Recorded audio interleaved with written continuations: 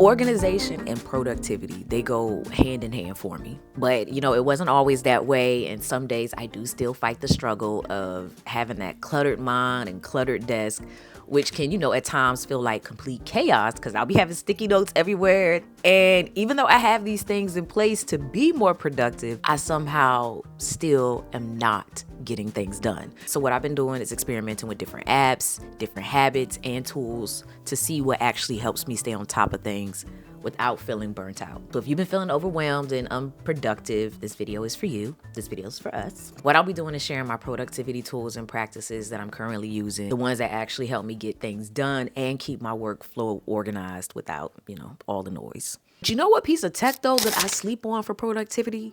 My Apple Watch. I literally will use it as a monitor for my camera when I'm in a pinch, and I highly recommend that you do the same. I've even gone as far as placing a widget for my camera on my clock face, so it's that much easier to access. You can use it to take photos, you can use it to take videos, but one thing I will say is it can be finicky, so sometimes it will work and sometimes it won't.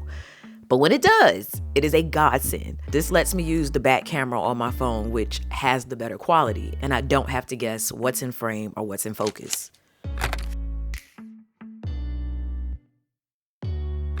Of course, we gotta stay on top of our wellness and fitness so we can remain productive, which is another reason I like this Apple Watch. It lets me do both, which is great for like my workouts and meditation, because girl bossing can be a struggle. Now for this portion of the video, y'all, it is sponsored by HP, and they sent me their new HP Omnibook X. And I don't know, y'all, it was something about this that felt very nostalgic for me because I grew up on Windows. Like, an HP computer was one of my first laptops.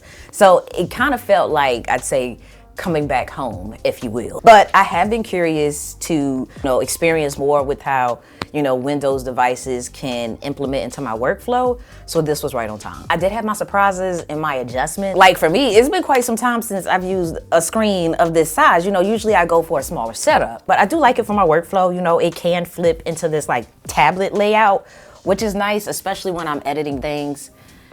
That's when I tend to touch the screen more. So to be able to do this, y'all, come on. Then have the option to flip it back to this laptop mode when I want to do more intensive tasks like scripting, content planning, things that I use my keyboard and trackpad more for. Giving me that like tablet and computer vibe in one. But what's the biggest difference might be this Intel Core Ultra 7 processor that's inside, which I'm learning just how powerful it is. It's been great for when I switch between apps, which I tend to do a lot because I am the type that keeps all of the apps that I might need open all at once. I'm one of those, but I haven't experienced any lagging. It's also really great for the AI tools in here. Like for my video calls, I like that I can adjust my lighting, touch up my look a little bit, and change my background, especially during those moments where you kind of like have to hop in a call last minute and you ain't like ready. I know I'm not alone on that. I don't have any real complaints so far. The battery life has been great. I've been able to use it for hours. Like it gets me through my workday. And it's all of these things that honestly have made it really good for my productivity tasks. So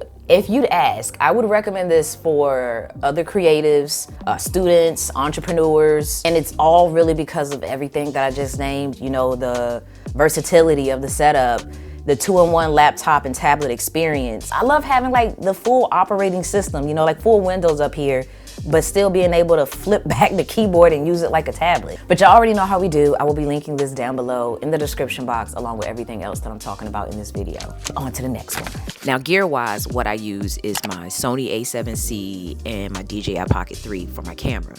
They both offer really good footage. They're super compact and they're lightweight.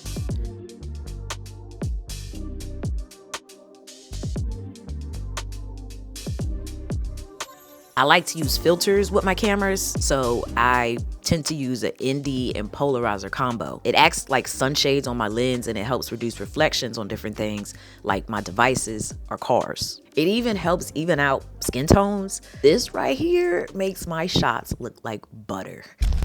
All right, so this is what it looks like without the filter and with the filter.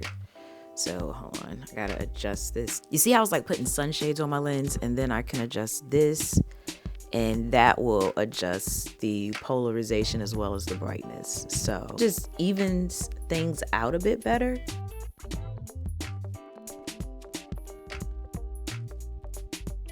I sometimes even stack a pro mist filter on it, which also adds to that dreamy look. But I share a lot more of this type of information in my content creator guide. It's really good for those out there that are just getting started into content creation, or if you're overwhelmed with information about content creation. I break down the mics you should use, your lighting, cameras, lenses, and tips and tricks. I'll have it linked for you down below as well. One thing I have learned is the power that is harnessed in a note-taking app that transcribes your meetings. This right here, it saves me so much time and stress of trying to keep up with writing and actually paying attention. Like, usually one of the two gets neglected. So I like using Otter AI and Firefly's AI. It not only transcribes my meetings, but it can also summarize key points and generate actionable items. They do offer a free option, which is what you can use to get things started and, have a feel for the app. That's at least what I did. But I do like using Firefly's AI because it captures everything word for word and it identifies who said what. It also lets me know the next action items and it creates a searchable summary, which is great for those moments when, I might remember the word, but not the statement. This is gonna help me not miss those important details and have a clean breakdown, which does bring me to my next item, a good calendar structure and app. I currently use Fantastical, but it only works on my Apple devices. Also, instead of using iCloud for my events, I use my Gmail account, which is what I recommend, especially if you're between devices, because Google plays more friendly between them versus Apple and iCloud. So I use my Gmail account for my calendar events because it lets me see my events from any device and I can access it from the web. Convenience and ease of access is major for me. I structure things by allowing myself 3 major tasks that I want to complete each day. That is it. Y'all know the list can get long because we get ambitious. Condense it. I look at it as, if I could only complete 3 things today, what would it be? What this does is help me really prioritize what needs to be done or what I've been putting off, while also keeping things more realistic for me about what I actually have time to do. I have my calendar app set up so that I see my task and my calendar events all within the same view. Because if it's not on my calendar, sadly, it could be forgotten. And that's how attached I am to this thing. It keeps me together. Now, for content planning and collaboration, I like to use Notion and Notes and Telegram. These are like 3 major apps I'd say I use. Now, I've been back and forth with Notion and Notes. I do feel like some of y'all out there can understand me on that because Notes is great for simplicity and quickly dumping my thoughts, but Notion is great for structure. Between the two, I'm mostly in Notion. I do have a page for my content schedule and a page that has various things that I need for my business. I also like the folder and folder structure that Notion gives me, but sometimes it can be a little clunky and the mobile experience definitely needs some improvement. But the way it allows me to have everything at a glance and see what content I need to film or when content is going live, that is top tier. It's also been great for collaborating with others as like a digital headquarters, so to speak. I can even share my entire workspace with my team that I am working on building out. So that way they have access to things in real time and track progress of videos. I can set deadlines and assign tasks, leave comments, and just a ton of other things. However, when I do hire help, this helps ensure we are aligned on expectations and needs. Now, for my business conversations, I like to use Telegram. Granted, you could just send a regular text, but for me, I like using Telegram because it keeps all of my business conversations in one place. It also lets me do things like maybe turn off the notifications for my messages, but not my Telegram. I just like how it gives me finer control over my business conversations. And it also kind of works like, iMessage in a way. But this is like the business messenger for me.